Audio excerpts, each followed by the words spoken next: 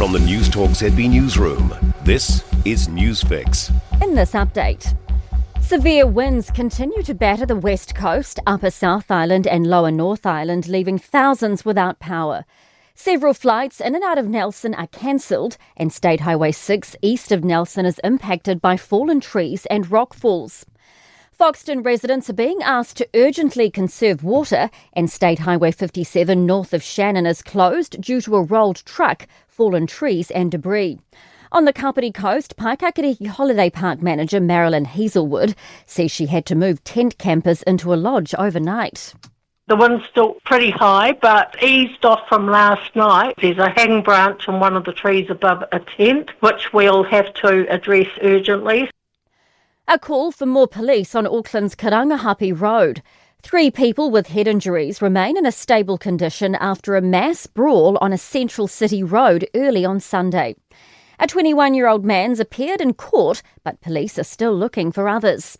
K-Road Community Safety co-founder Karen Ritchie says previous spates of violence were addressed by increasing patrols. People got to know that they couldn't get away with what was happening then, and I think that might be a good thing to happen now, is more police on the beat up there.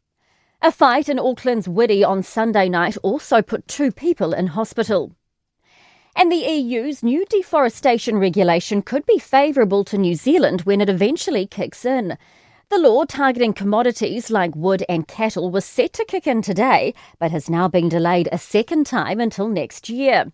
Trade Minister Todd McClay says he's aiming to win a better deal for our exporters. Wood Processors and Manufacturers Association Chief Executive Mark Ross says there are opportunities despite the high compliance costs. We've got really good sustainable forestry systems. We plant trees after we've harvested. We have chain of custody so we can trace products. So we're actually seeing this as an advantage. That's news.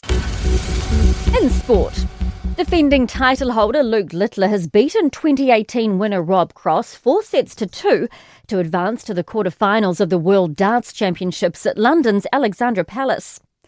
Australian cricket coach Andrew McDonald looks poised to pick off spinner Todd Murphy for the 5th and final Ashes test starting January 4 in Sydney.